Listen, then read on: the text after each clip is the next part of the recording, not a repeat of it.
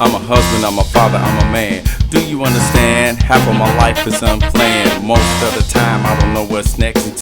Husband, father, man here, and Happy New Year. We made it through the year 2020 and we are now in the year 2021. And you know what that means. When we bring in a new year, what do we bring in with us? Exactly. All of those New Year's resolutions that most of the time we know will never be fulfilled. But today we're going to discuss 3 ways that you can make sure that you are able to keep your New Year's resolutions.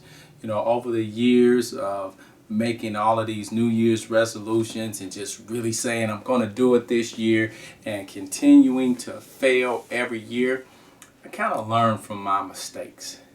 And so through that, I was able to learn a few things to get myself to a better level. And now I'm coming back for everyone else to help you get to that next level as well. And so there are 3 things that I want to talk about today to help you be able to keep your New Year's resolutions. And so number 1 is make realistic goals. Make realistic goals. I know a lot of time, we've been sitting on the sidelines so long and been inactive and things like that. And so now we just want to jump in and make a splash. We're like, oh, I'm all in. I'm ready to get in there and do it. I'm going to shake up the world and all of this other stuff. And that lasts for maybe about 2 or 3 weeks. And then we fall into the gut and it's like, man, how did I end up here? I had such great hopes for the year, and now look at me. I haven't even made it out of the first month, and I'm in the gutter, and I'm just so discouraged.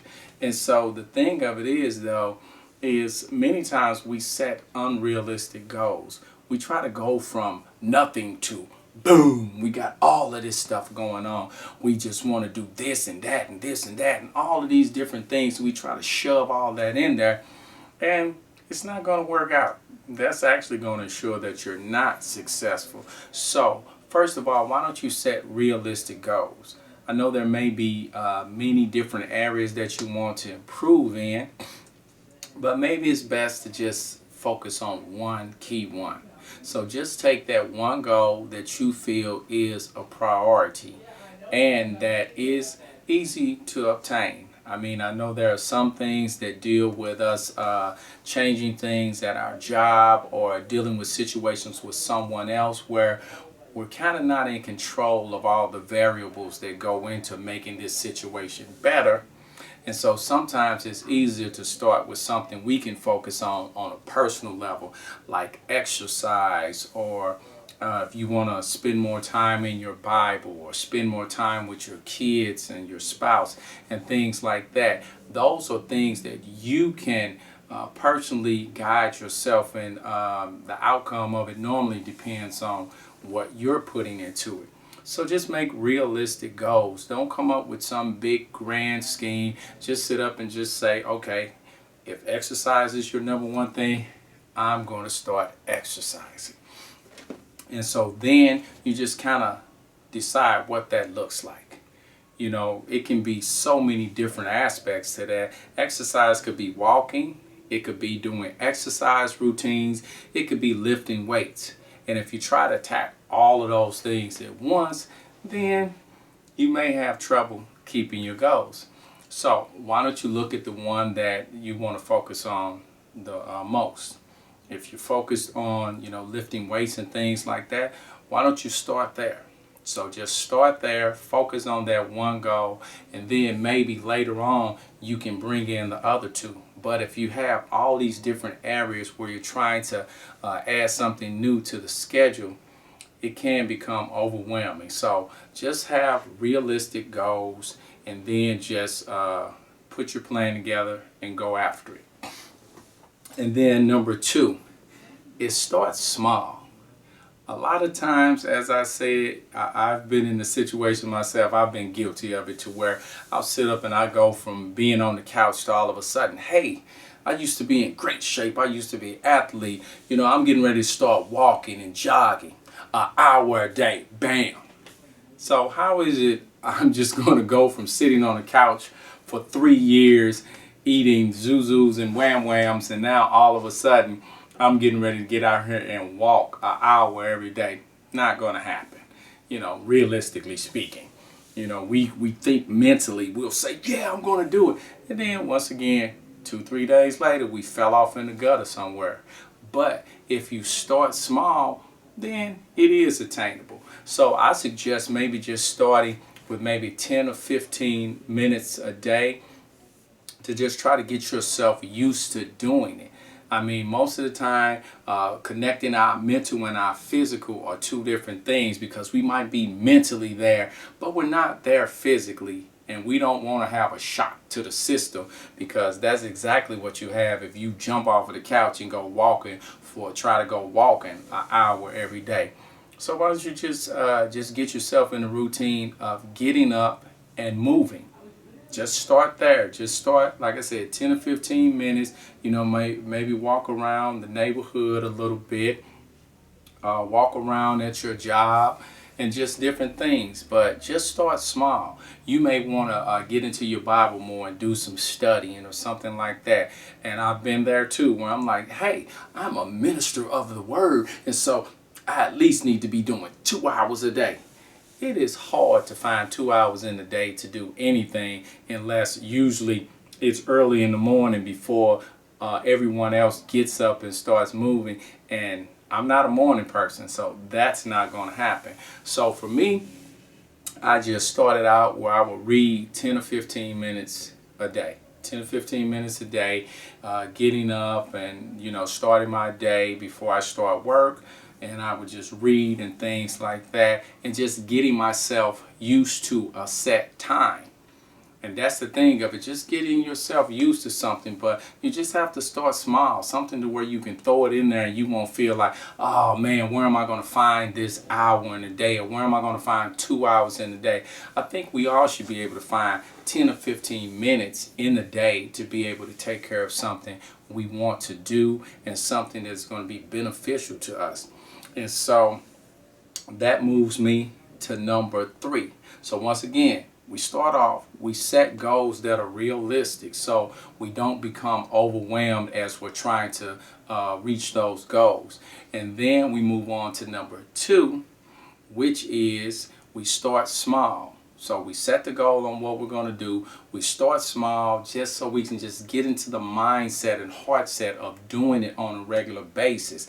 And once we do that, then we move on to number 3, which is if you fall off the horse, get back up. If you fall off the horse, get back up. Because so many times when we try to do these things and we fall off the horse, it doesn't go the way we want it to go. And so then we get quickly discouraged, and we'll just say, man, I keep forgetting to do it, or I did it one day here and we're sporadic. Oh, I haven't worked out, or I haven't read my Bible in 4 or 5 days. And then we just kind of give up. And that's why we end up on the side of the road 2 or 3 weeks into the new year, because we weren't prepared. We didn't have things in place as we attempted to carry out these New Year's resolutions. But if you just say to yourself, hey, remember, I'm just trying to get started. I'm just trying to make this become a reality in my life. And so, hey, if you were supposed to exercise, if you set up for yourself to exercise every other day, but you're doing it every 4 or 5 days, that's fine.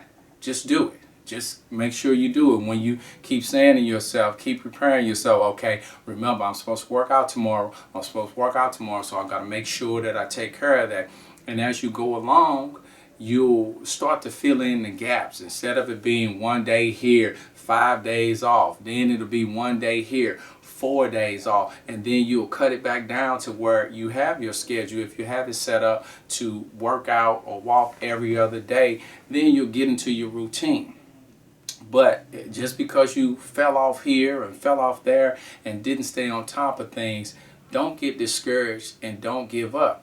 When you fall, you just dust yourself off and get back on your horse, because remember, usually our expectations are for a year. That's why we make New Year's resolutions. And so you may do a lot of falling and getting back up over the course of a year.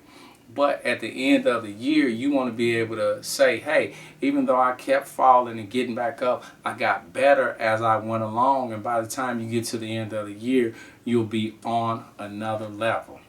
And so I hope that was encouraging to help you just prepare yourself to be able to keep up with your New Year's resolutions for the whole year. So as I said, set realistic goals. And once you do that, determine what it is you're going to do.